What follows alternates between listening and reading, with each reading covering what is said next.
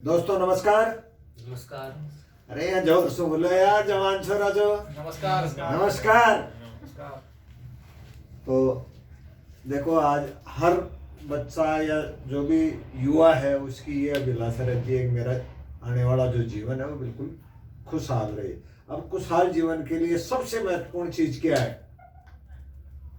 पैसा। कैसे बाप बड़ा ने भाई यार, सबसे बड़ा रुपया। तो पैसा सबसे महत्वपूर्ण है, और पैसा भी ऐसा हो जिसको खर्च करने में ये नहीं सोचना पड़े नेक्स्ट मंथ, नेक्स्ट ईयर या नेक्स्ट 5 ईयर क्या होगा। पैसा तो कईयों के पास आप देखते हो, किसी जमीन को बेच दी, किसी बाप दादा की कोई भी प्रॉपर्टी बेच करके करोड़ों रुपए भी जिनके आ गए, साल में 2 साल में वो साफ हो जाते हैं। ऐसा पैसा हो जो महीने 2 महीने में जब भी दूसरा राउंड आए तो बढ़ करके आए। उस पैसे को अपन कहते हैं लॉट ऑफ मनी या क्वालिटी मनी। फिर आता है हेल्थ, गुड हेल्थ। पहले कहते थे पहलो सुख निरोगी काया। तो अगर पैसा खूब है और कोई ना कोई हेल्थ का चैलेंज है, किसी के पैर में दर्द हो रहा है, अभी मेरे हो गया था 3-1 महीने पहले, तो सब कुछ भूल गया था मैं। तो ऐसा पैसा हो, पैसा होने के साथ में हेल्थ ऐसी हो, अब उस पैसे को एंजॉय कर सके आदमी, कोई ऐसी शारीरिक व्याधि ऐसी ना हो उससे वो दुखी हो जाए। फिर आता है मान सम्मान, रिकग्निशन। मान सम्मान का भी हर आदमी 5 साल से लेकर के 80-85 साल का बुढ़ा भी है, वो भी मान सम्मान का भूखा होता है। 5 साल का बच्चा जब स्कूल जाता है और स्कूल में एक दिन के लिए भी किसी छोटी सी टीम का भी उसको कैप्टन बना दिया जाता है तो बड़ा ऐसे गुड फील करता है। घर आकर के कहता है आज तो मैं कैप्टन बन गया, कहता है ना। और जैसे 80-85 साल का अंतिम अवस्था में कोई वृद्ध आदमी है और कोई न कोई पोता का सासरा को भी आर से एक सापो बंधा गो, तो 10 रिश्तेदारों को चर्चा करेगा, अरे मेरे वो पोता का सासरा बहुत जोर का दे मिलवाया थे जो सापो पहना का। तो मान सम्मान का भूखा होता है मनुष्य की। एक तरह से ये प्रबल इच्छा होती है कि मेरा मान सम्मान हो। फिर आता है फाइनेंशियल सिक्योरिटी। ये सबसे महत्वपूर्ण चीज है। आज जैसे मैं डॉक्टर हूँ, यहाँ आकर के पेशेंट देखता हूँ तो मेरे घर का खर्चा या जो घर वालों का जो जीवन है वो बढ़िया चल रहा है। मान लो मैं मेंटल डिस्टर्ब हो जाऊं या इस दुनिया में ही न रहूं, ऐसी कोई कई हादसे हो जाते हैं, और तो क्या मेरा बेटा आकर के यहाँ पेशेंट देख सकता है? नहीं। उसको तो वही 0 से शुरुआत करनी पड़ेगी। या जैसे कोई भी मेरा वारिस है उसको फिर वो 0 से शुरुआत करनी पड़ेगी। तो ऐसी फाइनेंशियल सिक्योरिटी हो, अब महीने 2 महीने अगर आदमी दुनिया में है या नहीं है तो भी वो पैसा आता रहे। आज जैसे धीरू भाई अंबानी इस दुनिया में नहीं है तो क्या उनके वारिसों के पैसा की कोई प्रॉब्लम है? उन्होंने एक ऐसा सिस्टम खड़ा करके और ऐसा बिजनेस खड़ा कर गए को पैसे की उनके साथ पीढ़ियों को भी कहीं कमी नहीं आएगी। फिर होता है टूर एंड ट्रेवल्स। पहले टूर एंड ट्रेवल्स को ऐसे यात्राओं में जोड़ रखा था, धर्म के साथ में जोड़ रखा था, आस्था थी।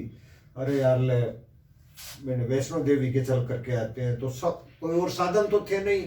ये आसपास के जो भी तीर्थ स्थल थे, अजमेर में जो पुष्कर जी है, वैष्णो देवी है, और भी कई जैसे धार्मिक स्थल हैं, वहाँ समूह में लोग घूमने के लिए जाते थे और अपने जीवन का आनंद लेते हुए वहां जाते थे और वापस 20-30 दिन से वापस आ जाते थे। आज ट्रेंड बदल गया।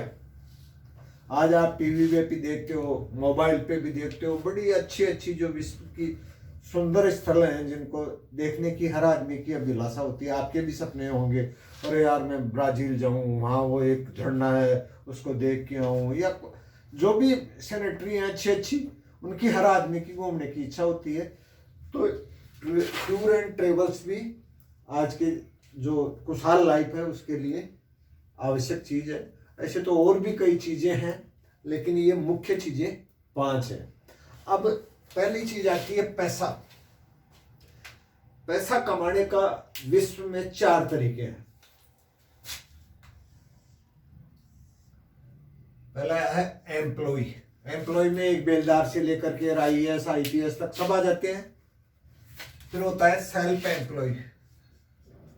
सेल्फ एम्प्लॉय में डॉक्टर हुआ, CA हुआ, एडवोकेट हुआ, या कोई किराने की दुकान कर रखी है, वो खुद का व्यवसाय है, तो वो भी सेल्फ एम्प्लॉय में ही आता है। फिर आता है बिजनेसमैन। बिजनेसमैन ये थोड़ी है कि कोई छोटा मोटा कोई बिजनेस कर लिया, वो उसको अपन बिजनेसमैन नहीं कह सकते।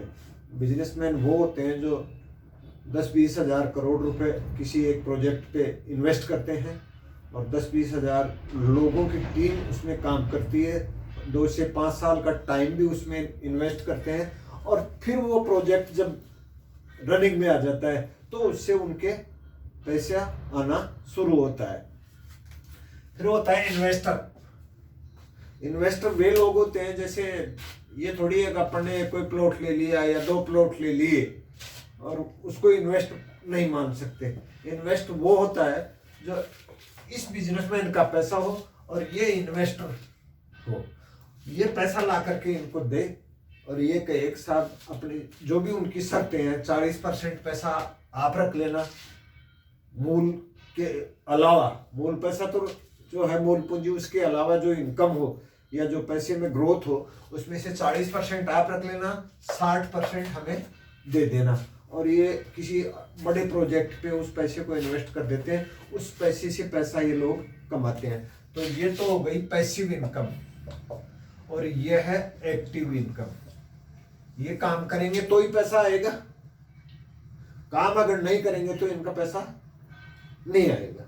ये चाहे काम करें चाहे न करें, इनके तो वो पैसा एक तरह से इन्होंने तो एक पाइपलाइन डाल दी जिसमें बस पानी बहता रहेगा और इनके पैसा आता रहेगा।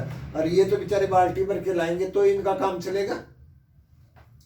अब बात करते हैं पॉपुलेशन की, तो 95% लोग इस साइड में हैं, ये फैक्ट आंकड़े हैं, और 5% लोग इस साइड में हैं। पैसे की बात करें तो 95% पैसा इस साइड में है, जिससे ये लोग लग्जरी लाइफ जीते हैं, और 5% पैसे से ये लोग गुजारा करते हैं केवल। आज एक IAS अधिकारी भी है ना, उसको चाहे 2 लाख रुपए की सैलरी मिलती है, तो उस लेवल को या उस पद की गरिमा को देखते हुए उसी हिसाब से अपना खर्चा करना पड़ता है उसको। और जब रिटायरमेंट आता है तो 3-4 करोड़ रुपए जो मिलते हैं उसको रिटायरमेंट के समय, और वो पैसा फिर बच्चों के कोई घर बसाने में, किसी बेटी की शादी करने में, या कोई उनको बिजनेस करवाने में इसमें खर्च हो जाता है, फिर पेंशन से गुजारा करना शुरू कर देता है। अब एजुकेशन की बात करें तो 97% एजुकेशन इस साइड में है, और मात्र 3% एजुकेशन इस साइड में है। तो पैसा कमाने के लिए या बिजनेस करने के लिए एजुकेशन भी महत्वपूर्ण नहीं है। ये लोग ये जानते हैं कि पैसा क्यों कमाया जाए या काम क्यों किया जाए, और ये काम कैसे किया जाए। काम करने के तरीके इनके यही जानते हैं, ये थोड़ी जानते हैं। ये तो काम करवाने वाले होते हैं, इनके तो ये होता है कि काम क्यों करवाएं। और जब क्यों मजबूत होता है तो आदमी असंभव को भी संभव बना लेता है।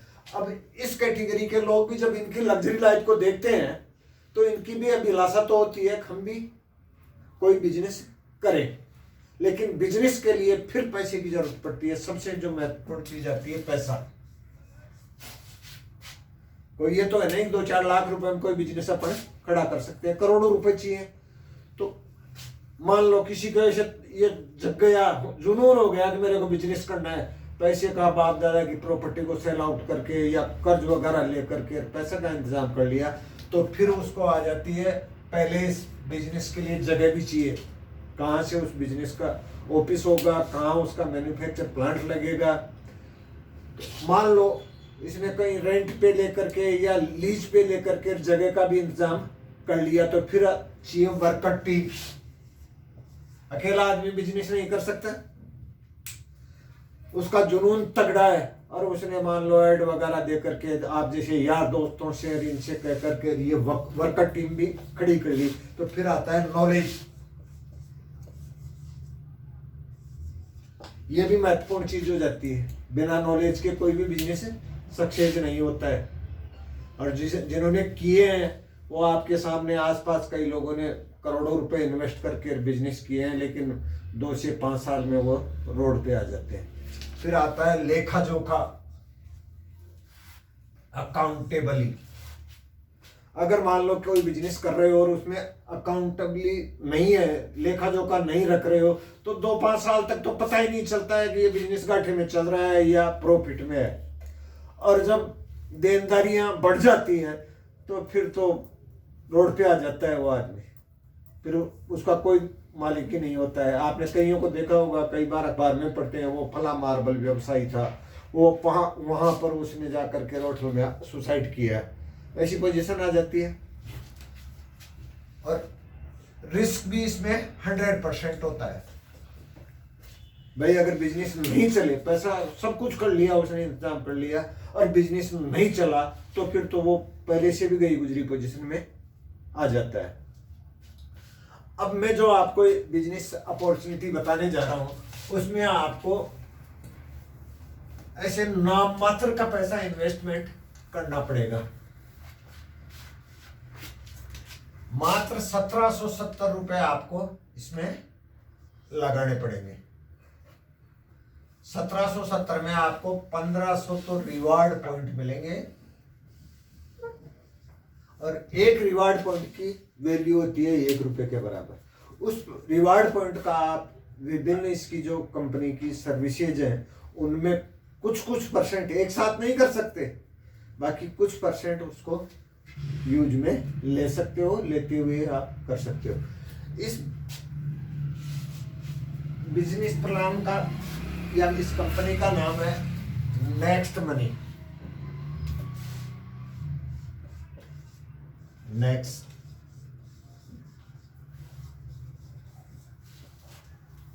नेक्स्ट मनी का शुभारंभ कैसे हुआ? इसके जो सीएमडी थे अभिषेक कुमार वर्मन, उनका ये जो बैंक में डिजिटल सेवाएं हैं उनके सॉफ्टवेयर सप्लाई का काम था ऑल ओवर इंडिया में।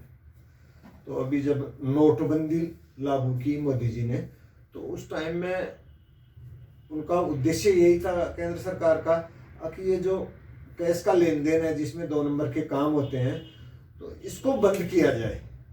इसीलिए उन्होंने नोटबंदी की। लेकिन जो पुराना डर रहा था, पुराना स्टाफ वही रिश्वतखोरी वाला ये चल रहा था, तो नोटों को अंडरग्राउंड ही रात की रात ही बदल दिया।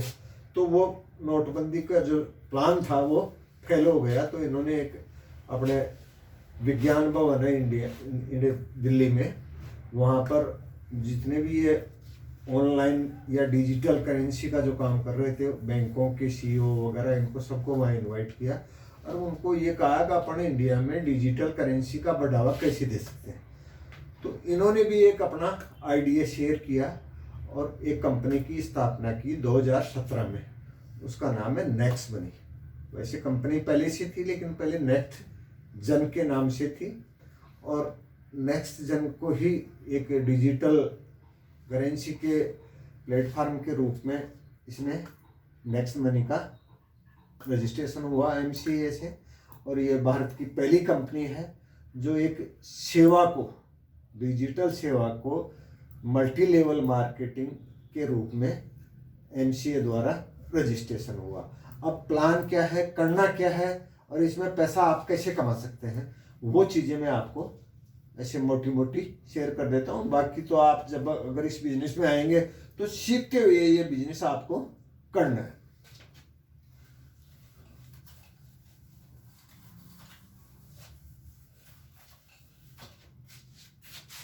आपका नाम? विकास यादव। आपका नाम लिख सकता हूँ?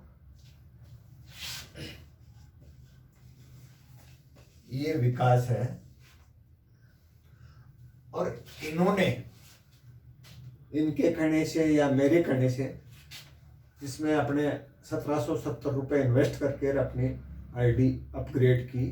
तो इनको 1550 तो रिवार्ड पॉइंट, 1500 रिवार्ड पॉइंट उसी टाइम में, एनी टाइम, जिस टाइम में भी आप आईडी लगा करके अपग्रेड करेंगे उसी टाइम में मिल जाएंगे।